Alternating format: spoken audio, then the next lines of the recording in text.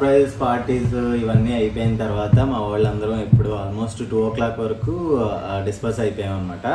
So వాళ్ళు ఇచ్చిన gifts అన్నీ అక్కడ ఓపెన్ చేయడానికి నాకు టైం కుదరలేదు. దట్టు ఏంటంటే మా అయాన్ష్ బాబుకి గిఫ్ట్స్ అవన్నీ ఓపెన్ చేయడం అంటే బాగా ఇంట్రెస్ట్ కదా, ఇష్టం కదా నీకు. Yes are you excited? Are you excited?